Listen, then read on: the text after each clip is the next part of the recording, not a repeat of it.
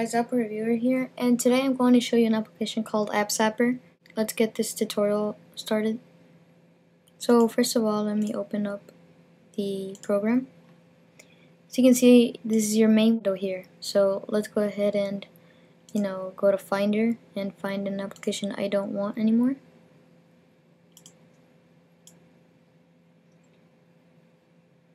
Okay, so let's say I don't want this app right here, which is called Vidalia. So you drag and drop it and it finds all the files, folders, and plugins associated with this application.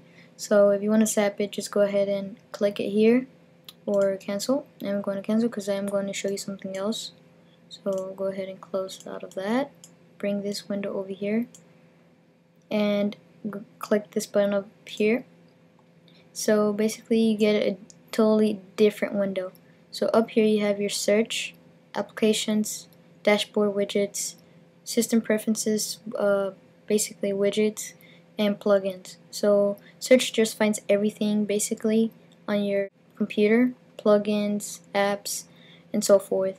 So right here you have show everything over 0 megabytes. So if you just want to show something over, let's say 1 megabyte, you can do that, or over 100 megabytes, which is bigger folders in your applications folder or whatever on your Mac. You could do that.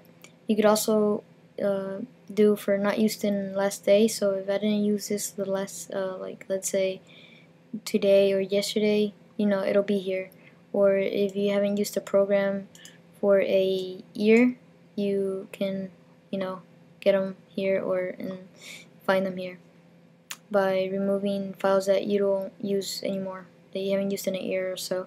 You could also by the way, you don't have to click on here, you just drag your mouse on it and it'll automatically do these. But for this one, sort it by name. To click it, you can sort by name, size, or last used. So last used are the applications that I last used. So there you go. Our size, you can arrange them by size or name. Really doesn't matter. So once you want to uninstall something, so let's go search here for Vidalia. There you go. So you click it and it shows you the the basic files and folders and everything that it has here. You could also click that and find it in Finder. You have your little check that you want to delete that or you don't. So you put that and you put zap. Now if you can't really see your icons just by this right here, and you want to increase the size, you can by dragging this over here at the bottom. So you could do that. You could also go to applications and just show those here, not plugins or system preferences plugins or dashboard widgets. You can go to dashboard widgets and it'll only show that, as you can see. System preferences, it will only show that, as you can see. And plugins for your Mac, plugins for other applications, as different applications you might have in your computer. So that's pretty cool. And one more thing that AppZapper has and makes it unique is a hidden feature, which you go to Window, or you can just click Command 3, which is My Apps. So you click that and you get a totally different window. So let's go ahead and get this. So as you can see here, you get this AppZapper, and if you click it, it will appear with it'll flip the card.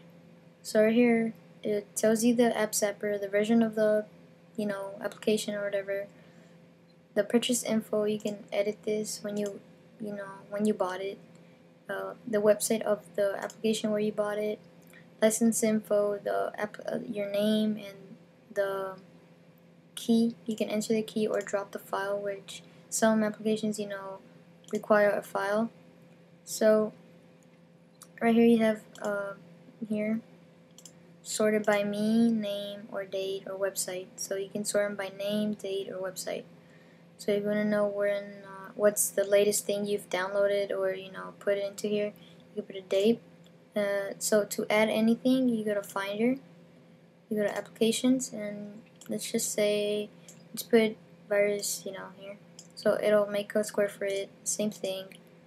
It'll put the thing and you can edit it, but just clicking on it.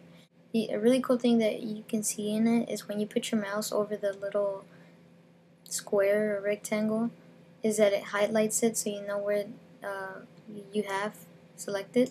So you can keep adding more. Let's go ahead and add this one, more, so you can scroll through here. So there you can see you have your little scrolling bar, and I mean that's a really cool feature. If you want to delete them, you just drag them as you would in your dock, like that. And if you don't want this window, you can exit. Okay, so the way you delete anything, or the way this works, is like I showed you. You can drag and drop it or search for it. So let's go ahead and delete Vidalia. So let's go ahead and delete that, and it tells you the items you have selected. So if you don't want that, it tells you over here. So let's go ahead and click SAP, and when you put SAP, you get that little sound effect or whatever. And next thing you know, that file is in your trash can with all the files associated with that program. Next thing you gotta do is just empty trash. And let's go ahead and go to preferences. So this is your main preferences. This is all you get. Check for updates automatically. You can check 2.0.1 is the current version. Keep Apple application safe. If you want to delete something related to Apple, like iMovie or Safari or stuff like that that comes original with your MacBook or your Mac or whatever you have, it will prevent those. It will prevent those from being deleted. Plain zapping sound effect is a thing that it went like bzzz when I deleted the Vidalia, when I deleted the program. So you can uncheck that, and it'll just zap. The screen won't flash or make a noise. So that's basically your preferences. Your help, you can go to their website over here and get the help. The application is for $12.95, as you can see up here, or you can download the demo, which you only get around 5 tries or 5 deleted programs. So I mean it's obvious. So here we're in the support tab, frequently asked questions, and you can email support or frequently asked questions here. You could also go to overview, which just tells you about the application itself. You're gonna hit list is what I showed you, basically the new thing that they have added by clicking this button over here and going into this mode. And my apps is the application that I showed you, which is kind of hidden. It doesn't really tell you here how you can get into it. So I mean, people might not know. They have to mess around with the application and stuff like that. And and also another thing you could do is drag an application, like let's say let's go ahead and get any application here. So just get an application from here and just drag and drop it into the application, and it finds it already. So you can just zap it. That's an optional way too. And that's basically it, guys. Please like this video, subscribe, and comment. Thank you guys. Have a great day. Bye bye.